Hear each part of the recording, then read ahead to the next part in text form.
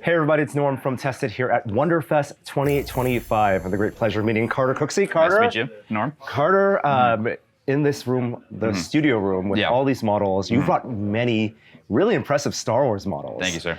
This one has incredible presence. Talk to me about this Corvette. So this is obviously based on not even a physical model that they made, but a digital model from Rogue One. So this is like an 80% scratch build that I've done to like half replicate it and half riff on it to make it more kind of a New Hope cohesive. So it's a lot of PVC pipe, a lot of wood hidden under all the pretty parts, but it's all covered in styrene kit parts, real styrene kit parts or cast kit parts. And then anything I needed to 3D print, I 3D printed and got that covered up. Talk to me about the structure, the internal structure, and how you built this out. From the lowest detail to the highest amount of detail. Okay. So I have running through the center, running along the whole ship is just a copper tube, like from the hardware store. That connects to a T-fitting right about here that comes down into this just like steel pipe, like once again, like you buy at the hardware store. From there, it's got some 3D printed like rings that help to marry that copper pipe to the outside piping. So this is all PVC pipe, 2-inch, 3-inch, and then some other 3D printed stuff to marry it. Back here, there's some acrylic sheets that are like here and here, almost like, how you build a real ship, like the ribs of a ship, and then wood connecting it. So it's a little, it's handmade. I mean, and you're thinking really of those basic forms as your skeleton. You can start inside out rather than front to back. Yes, exactly. Like it's got to stand on its own weight before you even put kit parts on it, or you're going to have some issues. But then from there, I'm basically plating everything you see in either styrene or kit parts. I basically started here and worked my way out. When I started this, I'd like never touched styrene at all. So I was watching a lot of tested videos, like cutting styrene. That's awesome. Using Tamiya acrylic or the cement to put it on and whatnot. But you cut out the panels or you scribe the panels and you paste them on here. You pick your kit parts. I was picking from a lot of A New Hope donor kits because I have a Ywing here that I've done, or I've actually done 2 Ywings. So I have quite a few A New Hope donor kits now. So that really helps. Like even if you don't realize it, there's a lot of that same like lineage. I remember for Rogue One, John Nolan's team, they kind of digitized a lot of those model kits. So when you're looking at your reference, the digital model at the end of Rogue One, like could you identify and say, and has the community identified like which of those donor parts would go in the actual model? There's some parts that are really reminiscent of some A New Hope stuff, like particular in the back here, these, German engine decks from tanks. There's a digital asset they have about here on their ship that looks weirdly similar. So it's like, you might as well use that part if you've got it in your collection and it fits the bill. So I tried to replicate that kind of feeling along the whole thing. Even if I couldn't match the detail at a certain point, I'm not gonna scratch build every little greebly. It would take forever to populate this thing. So at a certain point, you got to kind of deviate from the digital asset. I really admire your paneling work because you said it's a combination of scribe work and also layering it on. At first glance, it all looks like it's individual pieces, and maybe that's to the way you did washes on them and the way you brought contrast. But you're showing me when you pull a piece off, like that's a single piece that's mostly scribed, but then you added just in the right places for dimensionality. So even you can tell when I first started work on the whole project, I started about here and I kind of worked my way out. So you can tell like some of my earliest work is a little rougher than maybe some of like the prettier work I've done, like especially on this one. I'm pretty proud of the way everything came together on that one. So I even changed techniques at a certain point. I was like, it would have been terrible to have to cut out and repaste on every one of those panels. So a lot of them are scribed.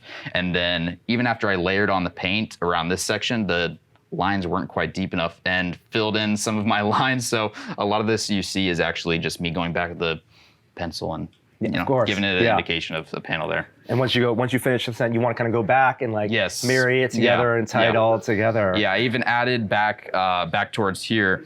If I wanted a couple extra panels, I was like, maybe it needs a couple extra, but I'm not going to tear off a panel. I just and that's all you need sometimes. Yeah. And then to build this at 1/20th scale, you're already thinking about lighting. Like you have integrated engine lights. Yeah. You have a full bridge. Like there's actually interior detail. Is that right? Yeah. Yeah. There's just enough interior detail like you see on the movies. I'm trying to replicate that feeling, even if it's not perfect. But if you look in there, there's something going on. There's like the parallax when you like walk back and forth between it, so you can tell there's something alive in there. Self-contained lighting too. No wires, anything. Batteries no wires. Inside. Yeah, I like to move my models around, and I like to have them be able to be lit. Yeah. And I haven't just graduated to that. I haven't matured enough to work in the wired lighting. So maybe I'll get there eventually. But it's all self-contained. I can move it around wherever I need to. You said this is a project that took you a couple of years. You've been working on this. Yeah. It's done. But in between that time, you also worked on other models. Yes. Including this Ywing. Can we take a look at this Ywing? So different scale, studio scale, right? This one based on, whereas your reference for the Hammerhead digital, this one, your goal is to replicate how they did the Ywing. Exactly. So, of course, recently they had an auction of the Hero Gold Leader, like the main Ywing in the film. Yeah. And had like, all that beautiful high resolution detail.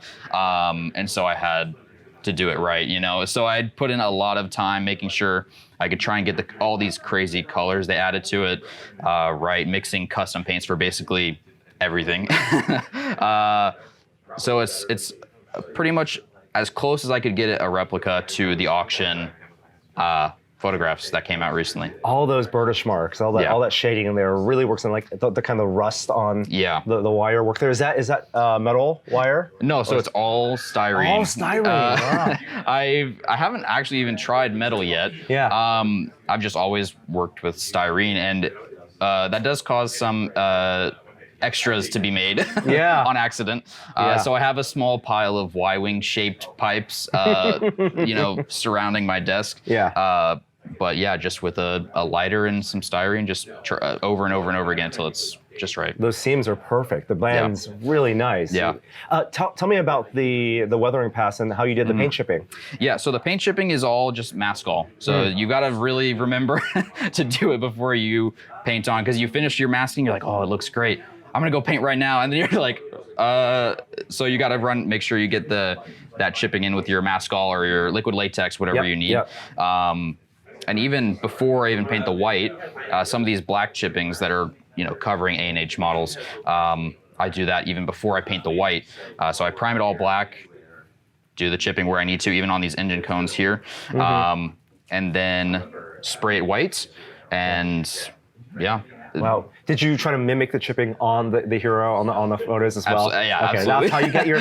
How can you look? You don't want to look random. You want to look random based on the original reference. Yeah. So you can only do so much, especially on the engine cones. Like the chipping is so fine.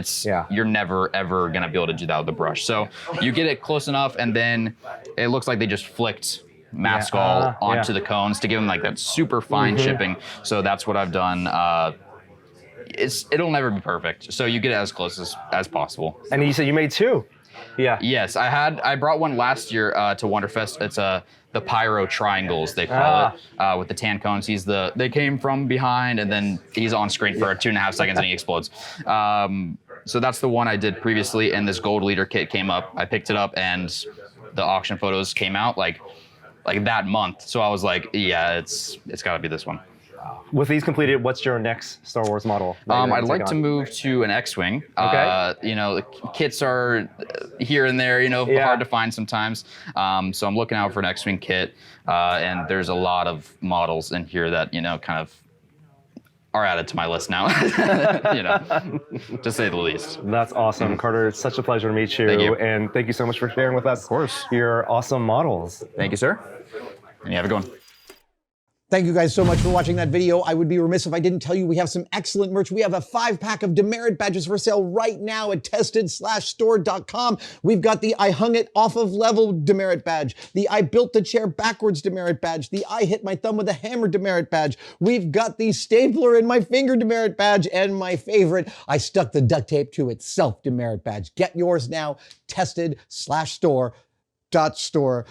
Tested-store. Tested. It's right here. There. Just click there.